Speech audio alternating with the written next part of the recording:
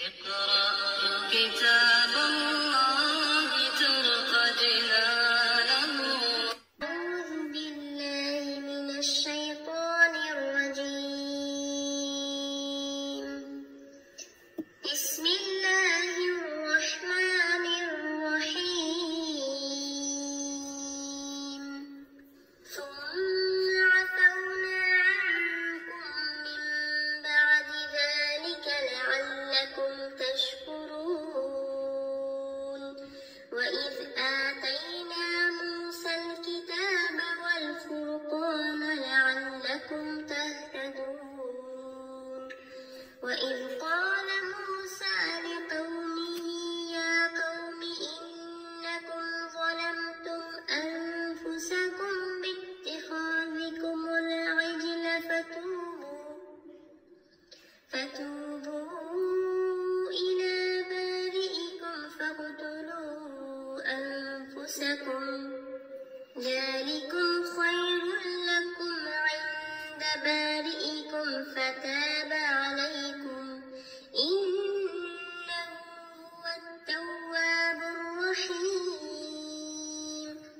وإذ قلتم يا موسى لن نؤمن لك حتى نرى الله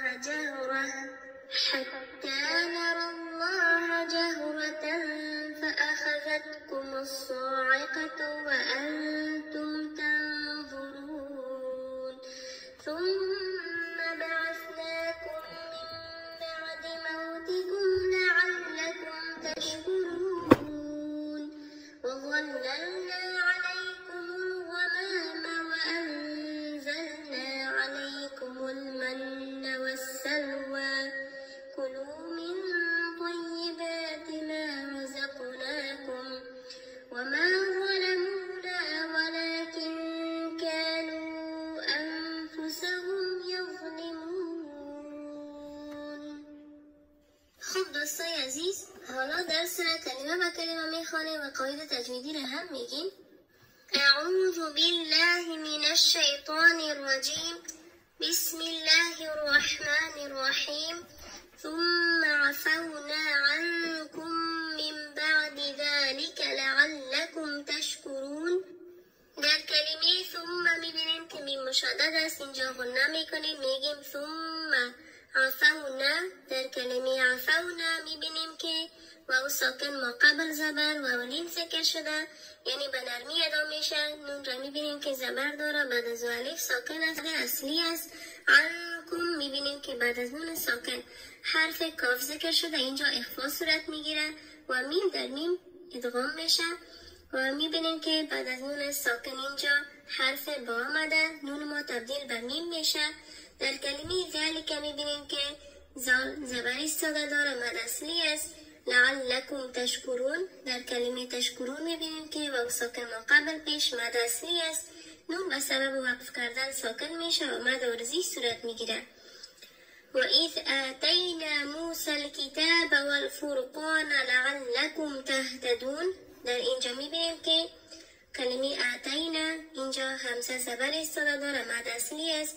یا ساکن ما قبل زبر، اینجا یا لین ذکر شده، میبینیم که الف ساکن ما قبل زبر، اینجا هم مد اصلی است. موسى الكتاب. در کلمه موسى میبینیم که واو ساکن ما قبل پیش مد اصلی است. در کلمه کتاب میبینیم که حرف تا زبر ایستاده داره، مد اصلی است.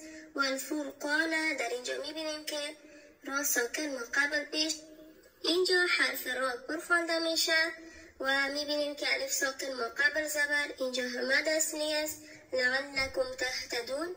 اینجا هم میبینیم که واو ساکن ما قبل پیش، اینجا مد اصلی است و نون به سبب وقف کردن ساکن شده، مد عارضی صورت میگیره.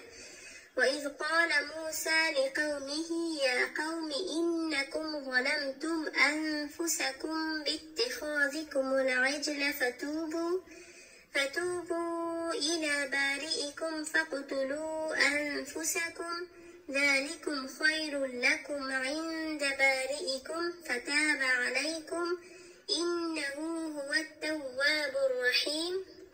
قال مد اصلی است. در کلمه موسی میبینیم که با واو ساکن مقابل پیش مد اصلی است. لقومه اینجا میبینیم که واو ساکن مقابل زبر واو لین ذکر شده، اینجا میبینیم ها، بعد از های ما حرف یا آمده که اینجا مد صله صغرا صورت میگیره. یا قومی اینجا میبینیم که یا زبر ایستاده داره، مد اصلی است. باز هم میبینیم که واو ساکن و قبل زبر واو لین ذکر شده. اینکم اینجا میبینیم که نون مشدد از غنه میکنیم.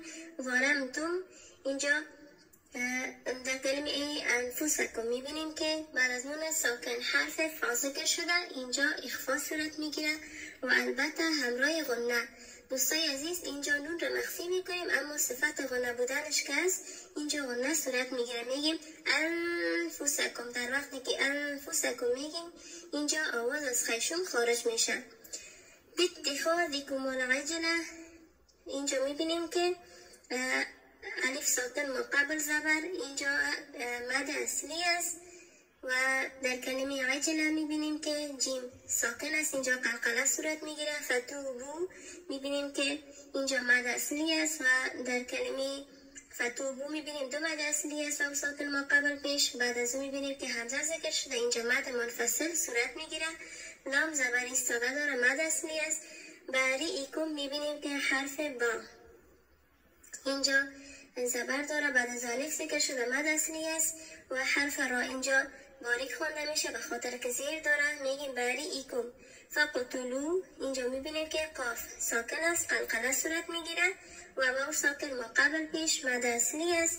بعد از مد اصلی ما همزه ذکر شده که اینجا هم مد منفصل صورت میگیره. انفسکم میبینیم که بعد از نون ساکن حرف فا ذکر شده، اینجا هم اخفا میشه و گفتیم صفت غنه بودنش باقی میمانه. ذالکم خیر لکم اینجا میبینیم که ذل زبر ایستاده داره، مد اصلی است. خیر لکم میبینیم که اینجا یا ساکن مقابل زبر یا لین ذکر شده. را را میبینیم که هم پر خوانده میشه و هم تنوین دو پیش داره و بعد از اون حرف لام ذکر شده، اینجا ادغام صورت میگیره، ادغام بدون غنه. عند بریئکم میبینیم که بعد از نون ساکن حرف دال ذکر شده، اینجا اخفا صورت میگیره و غنه همچنان میکنیم، میگه عند بریئکم. باز هم میبینیم که مد اصلی است، حرف را اینجا باریک خوانده میشه. و فتاب علیکم میبینیم که مد اصلی است، الف ساکن مقابل زبر. علیکم میبینیم که یا ساکن مقابل زبر یا لین ذکر شده. اینه در اینجا میبینیم که نون مشدد از غنه میکنیم. اینه هو التواب الرحیم اینجا میبینیم که الف ساکن مقابل زبر مد اصلی است و تواب الرحیم میبینیم که را زبر داره، پر خوانده میشه و یا ساکن مقابل زیر مد اصلی است. میم اینجا پیش داره اما به سبب وقف کردن ساکن میشه، مد عارضی صورت میگیره. خب آیت بعدی. و اذ قلتم یا موسی لن نؤمن لك حتى نرى الله جهرة فأخذتكم الصاعقة وأنتم تنظرون. در اینجا میبینیم که یا موسی اینجا یا زبر ایستاده داره، مد اصلی است و واو ساکن مقابل پیش مد اصلی است. لن نؤمن اینجا میبینیم که بعد از نون ساکن حرف نون آمده، نون در نون ادغام میشه، اینجا غنه همچنان میکنیم، ادغام با غنه است. نؤمن لک حتی در کلمه حتی میبینیم که اینجا حرف تا زبر ایستاده داره، مد اصلی است. در کلمه نر الله میبینیم که حرف را زبر داره، پر خوانده میشه و اسم الله همچنان اینجا پر خوانده میشه به خاطر که ما قبلش زبر داره. جهرتن اینجا میبینیم که حرف را باز هم زبر داره، پر خوانده میشه. حرف تا را میبینیم تای مدور که تنوین دو زبر داره، بعد از اون حرف فا ذکر شده، اینجا اخفا صورت میگیره و میگیم جهرتن فاخذتکم الصاعقة. اینجا میبینیم که صاد زبر ایستاده داره، مد اصلی است و انتم تنظرون. در کلمه انتم میبینیم که بعد از نون ساکن حرف تا ذکر شده، اینجا اخفا صورت میگیره. در کلمه تنظرون همچنان اخفا صورت میگیره و واو ساکن مقابل پیش مد اصلی است، نون اینجا ساکن شده، مد عارضی صورت میگیره. ثم بعثناکم من بعد موتکم لعلکم تشکرون. در اینجا در کلمه ثم میبینیم که میم مشدد است، اینجا غنه میکنیم و بعثناکم میبینیم که نون زبر ایستاده داره، مد اصلی است. و در کلمه من بعد میبینیم که بعد از نون ساکن حرف با ذکر شده، اینجا اقلاب صورت میگیره، نون تبدیل به میم میشه. موتکم اینجا میبینیم که واو ساکن مقابل زبر واو لین ذکر شده. لعلکم تشکرون، در کلمه تشکرون میبینیم که واو ساکن ما قبل پیش مد اصلی است، را پر خوانده میشه و نون وقف کرده میشه و اینجا سبب میشه که مد عارضی صورت بگیره. وظللنا عليكم الغمام وأنزلنا عليكم المن والسلوى كلوا من طيبات ما رزقناكم وما ظلمونا ولكن كانوا أنفسهم يظلمون. در کلمه وظللنا میبینیم که اینجا مد اصلی است. علیکم یا ساکن مقابل زبر یا ایلین ذکر شده. غمام میبینیم که الف ساکن مقابل زبر مد اصلی است. و انزلنا در اینجا میبینیم که اخفا صورت میگیره و انزلنا میبینیم که اینجا مد اصلی همچنان ذکر شده. در کلمه علیکم باسم یا ایلین ذکر شده. در کلمه من و سلوى اینجا میبینیم که نون مشدد از غنه میکنیم و سلوى میبینیم که بالای واو زبر ایستاده است. اینجا مد اصلی است. کلو من طیبات ما رزقناکم، در کلمه کلو میبینیم که واو ساکن مقابل پیش مد اصلی است. من طیبات اینجا اخفا صورت میگیره و اینجا میبینیم که با زبر ایستاده داره مد اصلی است. در کلمه ما همچنان مد اصلی است. رزقناکم میبینیم قاف ساکن از قلقله صورت میگیره و حرف را اینجا پر خوانده میشه. نون زبر ایستاده داره، اینجا هم مد اصلی است. و ما ظلمونا در اینجا هم میبینیم که در کلمه ما مد اصلی است. ظلمونا میبینیم که واو ساکن ما قبل پیش مد اصلی است. الف ساکن ما قبل زبر اینجا هم مد اصلی است.